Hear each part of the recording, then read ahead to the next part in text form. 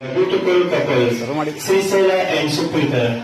May God fill your life with more beautiful moments and colorful memories coming up the years. Once again, we wish you a very happy wedding anniversary to you.